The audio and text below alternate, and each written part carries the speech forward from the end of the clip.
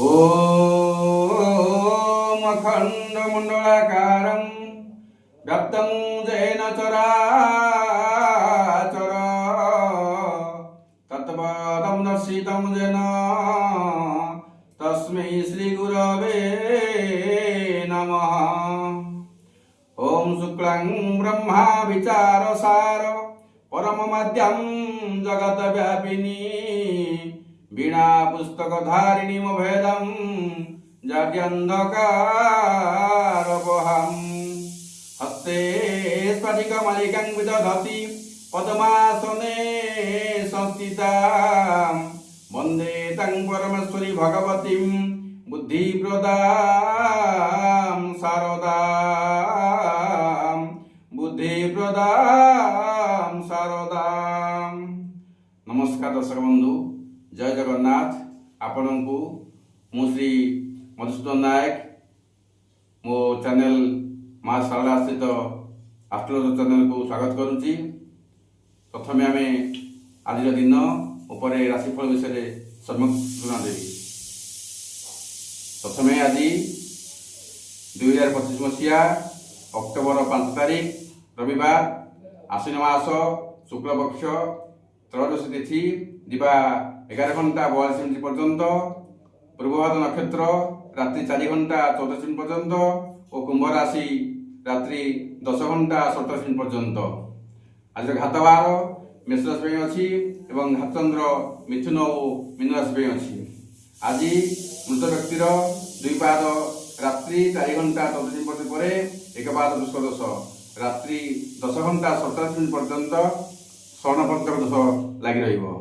आज बैगण भक्षण निषेध दिवा 11टा 42 मिनिट पर आमिष और बिरी भक्षण निषेध पर आम आज राशिफल विषय जानिबा। प्रथमे आज राशि प्रथम राशि मेष राशि।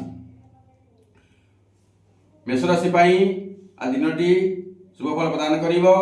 वाणिज्य व्यवसाय रे आय मध्यम हेबो। कर्म रे उन्नति करिवे और कर्मस्थान रे समस्त बाधा विघ्न दूर हेबो। अटकी रहिथिबा काम संपूर्ण परिवार सुयोग को आसीबो। हृदधन फेरी पाइबे। आय अपेक्षा व्यय कम रहिबो। ऋणमुक्त हेबा पई चेष्टा करिवे। महिला माने घरकणा जिनिष क्रय करिवे। महिला और छात्र छात्री मानक पई दिन शुभ। आपनक शुभ रंग लाल, शुभ अंक 9। देवता होती हनुमान किंवा मंगला पूजा करी आपण शुभ फल पाइबे। राशिचक्र द्वितीय राशि वृष राशि। वृष राशि आज आकस्मिक धन लाभ अच्छी और आर्थिक अवस्था उन्नति घटव। वाणिज्य व्यवसाय आय उत्तम हेब। कर्म उन्नति और दरमा किसी वृद्धि घटी पारे। मूल्यवान धातु किंवा भूमि क्रय करि पारंती। विद्यार्थी क्रीड़ाविद कर्म मनोनिवेश करेंगे। महिला माने संचय करेंगे।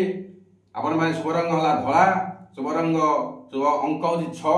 देवता माँ गजलक्ष्मी। गजलक्ष्मी को धला पुष्प दे पूजा कले शुभ फल प्राप्त करेंगे। परवर्ती राशि राशि तृतीय राशि मिथुन राशि। मिथुन राशि आज अच्छी कर्म उन्नति योजना करेंगे। वाणिज्य व्यवसाय आय मध्यम रहिबो। नूतन कर्म आरंभ करेंगे। कर्म आग्रह प्रकाश करेंगे। परिवार लोक मानक साहाय्य और सहयोग पाइबे। महिला विद्यार्थी दिनटी शुभ फल प्रदान करिवो। शुभ रंग हेउची सबुज, शुभ अंक 5। देवता होती गणेश और त्रिपुरा देवी। प्रतिदिन आपण तुलसी चौरा मूल माटी नहीं मथारे तिलक लगांतु, शुभ प्राप्ति हेबो। परवर्ती राशि कर्कट राशि। कर्कट राशि आज अच्छी वाणिज्य व्यवसाय क्षति हो पारे। शरीर अस्थिरता और बाधा विघ्न देखा दे पारे। उपरिस्थ कर्मचारी माने आपण कर्म खुशी हे ना। प्रियजन मान सहित मतांतर हेबो और अपमान पाइबे। विद्यार्थी अनाग्रही हेबे। महिला गुरुजन सह विवाद हेबो। शुभ रंग धला, शुभ अंक 6 और 2। देवता ले महादेव शिव। परवर्ती राशि सिंह राशि। सिंह राशि व्यक्ति विशेष आज दिनटी कष्ट वाणिज्य व्यवसाय आय मध्यम रहिबो। कर्म अनाग्रह और विलंब परिलक्षित हेबो। मन अशांत रहिबो। परिवार स्वास्थ्य समस्या देखा दे पारे। विद्यार्थी अस्थिरमना और महिला विषादग्रस्त हेबे। आपण शुभ रंग लाल, शुभ अंक 1। देवता होती सूर्य नारायण। ଆପଣ ସୂର୍ଯ୍ୟନାରାୟଣଙ୍କୁ ଲାଲ ମନ୍ଦାର ଦେଇ ପୂଜା କଲେ, ଅର୍ଘ୍ୟ ପ୍ରଦାନ କଲେ ଆପଣ ଶୁଭପ୍ରଦ ଫଳ ପାଇବେ। ପରବର୍ତ୍ତୀ ରାଶି କନ୍ୟା ରାଶି। କନ୍ୟା ରାଶି ପାଇଁ ବାଣିଜ୍ୟ ବ୍ୟବସାୟରେ ଉତ୍ତମ ଫଳ ପ୍ରଦାନ କରିବ, କର୍ମରେ ସଫଳତା ପାଇବେ। ଆଜି କିଛି ଘର କରଣା ଜିନିଷ ଘରକୁ ଆଣିପାରନ୍ତି, କ୍ରୟ କରିପାରନ୍ତି। ବିଦ୍ୟାର୍ଥୀ ଓ ମହିଳାମାନେ ବସ୍ତ୍ରମନା ହେବେ। ଶୁଭ ରଙ୍ଗ ଆପଣ ପାଇଁ ସବୁଜ, ଶୁଭ ସଂଖ୍ୟା 5।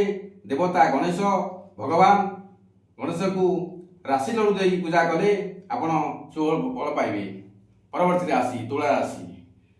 କର୍ମସ୍ଥାନରେ ବାଧାବିଘ୍ନ ଦୂର ହେବ, ସହଯୋଗ ପାଇବେ, ପ୍ରଶଂସା ପାଇବେ। ବାଣିଜ୍ୟ ବ୍ୟବସାୟରେ ଆୟ ଲାଭ ଭଲ ରହିବ। ଯଦି ଆପଣଙ୍କ ଶରୀର ରୋଗାକ୍ରାନ୍ତ ହୋଇଥାଏ ତେବେ ଆପଣ ସେ ରୋଗରୁ ଆରୋଗ୍ୟ ଲାଭ କରିବେ। ବିଦ୍ୟାର୍ଥୀ ଓ ମହିଳା ପ୍ରଶଂସା ଲାଭ କରିବେ। ଶୁଭ ରଙ୍ଗ ଧଳା, ଶୁଭ ଅଙ୍କ 6।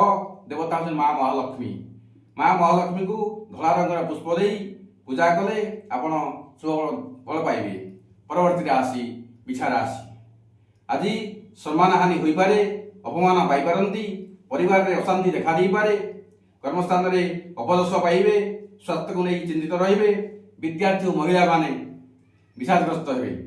ଆପଣ ପାଇଁ ଶୁଭ ରଙ୍ଗ ଲାଲ, ଶୁଭ ରଙ୍ଗ ଶୁଭ ଅଙ୍କ 9। ଦେବତା ହେଉଛନ୍ତି ହନୁମାନ ଓ ବଗଳାମୁଖୀ। ଆପଣ ପ୍ରତିଦିନ ହନୁମାନ ଚାଳିଶା ପାଠ କରନ୍ତୁ, ଆପଣଙ୍କୁ ଶୁଭ ଫଳ ପ୍ରାପ୍ତି ହେବ। ପରବର୍ତ୍ତୀ ରାଶି ଧନୁରାଶି। ଆଜି ଧନୁରାଶି ବାଦ ବିବାଦ ଓ ଯାନବାହନ ଚଳାଚଳ ସମୟରେ ସତର୍କ ରହିବେ। ବାଣିଜ୍ୟ ବ୍ୟବସାୟରେ କ୍ଷତି ପହଞ୍ଚିବ, କର୍ମରେ ବାଧାବିଘ୍ନ ଓ ବିବାଦ ଉପୁଜିବ। ମୂଲ୍ୟବାନ ଜିନିଷ ଚୋରି କିମ୍ବା ନଷ୍ଟ ହୋଇପାରେ। ବିଦ୍ୟାର୍ଥୀ ମହିଳା ଆବଶ୍ୟକ ପ୍ରକାଶ କରିବେ। ଶୁଭ ରଙ୍ଗ ହେଲା ଆପଣ ପାଇଁ ହଳଦିଆ, ଶୁଭ ଅଙ୍କ 3। ଦେବତା ନାରାୟଣ ଭଗବାନ ନାରାୟଣଙ୍କୁ ଜଳ ତୁଳସୀ ଦେଇ ପ୍ରଦାନ କଲେ ଆପଣ ଶୁଭ ଫଳ ପ୍ରାପ୍ତି ହେବ। ପରବର୍ତ୍ତୀ ରାଶି ମକର ରାଶି। ମକର ରାଶି ବାଣିଜ୍ୟ ବ୍ୟବସାୟରେ ଆୟ ଭଲ ରହିବ, କର୍ମରେ ଉନ୍ନତି ଓ ସଫଳତା ପାଇବେ। ସମସ୍ତଙ୍କ ସାହାଯ୍ୟ ସହଯୋଗ ପ୍ରାପ୍ତି ହେବ। ବିଦ୍ୟାର୍ଥୀ ଓ ମହିଳା ଆତ୍ମସନ୍ତୋଷ ଲାଭ କରିବେ। ଶୁଭ ଅଙ୍କ କଳା ଓ ନୀଳ, ଶୁଭ ଅଙ୍କ 1। ଦେବତା ମା ଦକ୍ଷିଣକାଳୀ। ମାଙ୍କୁ ନୀଳ ଅପରାଜିତା ଦେଇ ପୂଜା କଲେ ଶୁଭ ଫଳ ପ୍ରାପ୍ତି ହେବ। ପରବର୍ତ୍ତୀ ରାଶି କୁମ୍ଭ ରାଶି।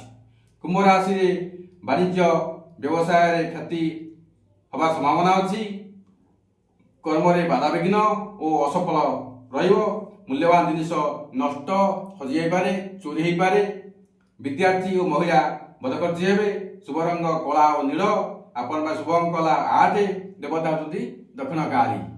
ତେବେ ପରବର୍ତ୍ତୀ ରାଶି ଏବଂ ରାଶିର ଶେଷ ରାଶି ମୀନ ରାଶି।